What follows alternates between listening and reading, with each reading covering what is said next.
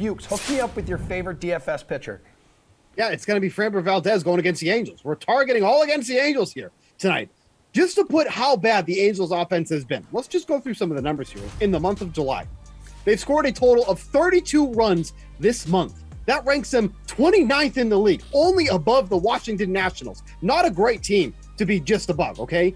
As a club, they're hitting 188 with a 273 on base percentage and a 268 slugging percentage. So you're telling me that they're going to go out and face Valdez tonight, who, by the way, just faced them a couple of weeks ago, allowed just 2 runs on 4 hits with 13 strikeouts, by the way. Valdez is not a strikeout pitcher. He strikes out less than a batter an inning. I think he has a K9 of 7.8 on the year. But I will happily use him tonight against the free swinging Los Angeles Angels of Anaheim. That team stinks, okay? Give me Valdez in a smash spot. Don't like using that term. Give me Valdez in a smash spot against the Angels tonight. Nick, you got a pitcher here in a smash spot. Valdez near the top of the board, $9,700. How much money are you spending?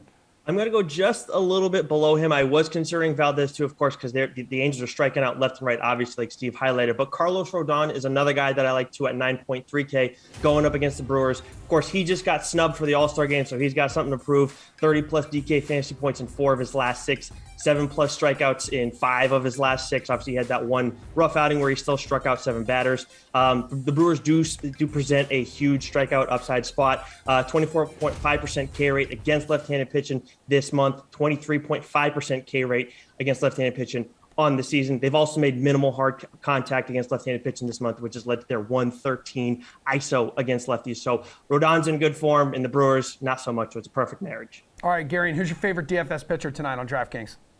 Well, I got to do stat correction first this early in the show. Boston is more south than Toronto, but Windsor, Ontario is more south than Boston. So there is part of Canada that's more south than Boston.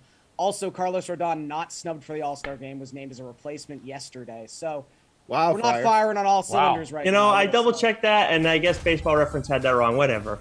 But I also like Carlos Rodon, so we can keep talking about him. This is someone who's got a 1.45 FIP across his last 6 starts, a strikeout rate up above 32%. It's just surprising anytime you see him on a slate and he's not $10,000. I know it's kind of quirky because he's facing Corbin Burns. I guess they didn't want to have both those guys up over 10K. I don't know how the algorithm works. I often question the algorithm. So I don't really know what's going on with his pricing tonight. And also the Brewers as a matchup, as Nick was sort of alluding to. You know, Christian Yelich has missed the last couple games, so we don't quite know if he's going to be in there. And even if he was, the Brewers are very left-handed heavy.